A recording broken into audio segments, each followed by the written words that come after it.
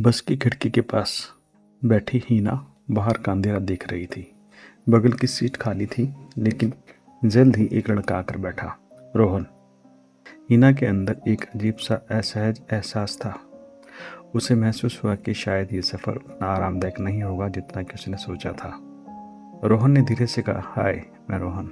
हीना ने बिना उसकी तरफ देखे जवाब दिया, हाँ ठीक है। शुरुआत में हीना को रोहन से कुछ झिझक और डर महसूस हुआ। उसे हर समय सतर्क रहना पड़ा, खासकर रात के सफ़र में। लेकिन रोहन ने उसकी चुप्पी का सम्मान किया। कोई बेवजह सवाल भी नहीं किया। फिर बस अपने फ़ोन पर कुछ पढ़ता रहा। एक वक्त ऐसा आया जब बस एक ढाबे पर रुकी और दोनों को बस से उतरना पड़ा।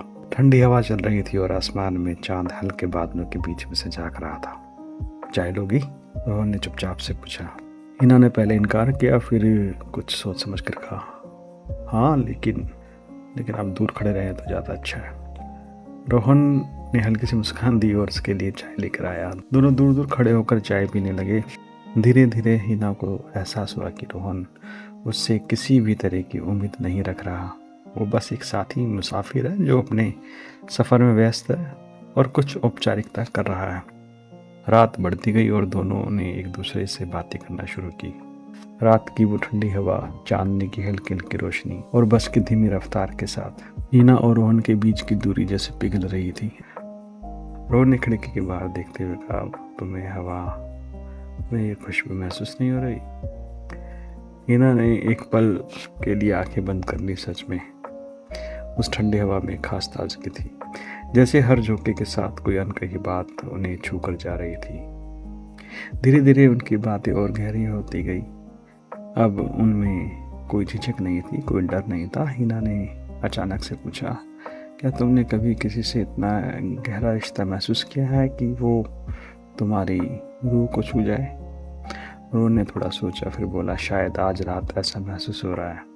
उसकी आवाज़ में एक हल्की सी शरारत थी। बस के अंदर की हल्की रोशनी, बाहर का अंधेरा और उनकी धीमी धीमी बातें सब मिलकर एक अलग सा माहौल बना रही थी। इन्होंने खिड़की के बाहर देखते हुए कहा, रातें बहुत कुछ कह जाती है जो दिन की रोशनी में छिप जाता है। बस के अंदर एक अजीब सी खामोशी बिखरने लगी और बाहर की दुनिया जैसे रुक गई थी। दोनों की नज़रें आपस में मिली और एक अनकही बात उनकी आंखों में तैरने लगी, जैसे हर शब्द, हर वाक्य के पीछे कोई छिपी हुई हसरत हो, कोई अधूरी चाहत। हिना ने गहरी सांस लेते हुए कहा, तुम्हें पता है, कभी कभी लोग मिलते हैं जिन्हें हमें बस यूं ही बातें करनी होती है। कोई वादा नहीं, कोई उम्मीद नहीं, बस एक सफ़र जो यादों में रह जाता है। रोहन ने अपनी ज़िंदगी कुछ कहानियाँ साझा की, कैसे उसका परिवार उसे अपनी मर्जी से कुछ भी करने नहीं देता, कैसे वो अकेलेपन से लड़ रहा है। हिना ने भी धीरे धीरे बातें करना शुरू की, थोड़ा थोड़ा खुलना शुरू किया। उसने बताया कि वो किसी से भाग रही है, अपने अतीत से, अपनी परेशानियों से। तुम इतनी परेशान क्यों हो? रोहन ने सहमते हुए पूछा। कभी कभी ज़िंदगी में ऐसे लोग मिल जाते हैं जो तुम्हें ऐसा महसूस कराते हैं कि तुम कुछ भी नहीं हो। हिना की आंखों में आंसू थे।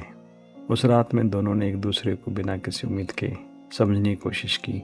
बहुत गहरी बातें तो नहीं हुई, बट उन दोनों की समझ में कुछ खास लम्हे ऐसे थे जो शायद ही वो भूल पाते। जैसे ही सुबह का वक्त करीब आया, सूरज उगने लगा।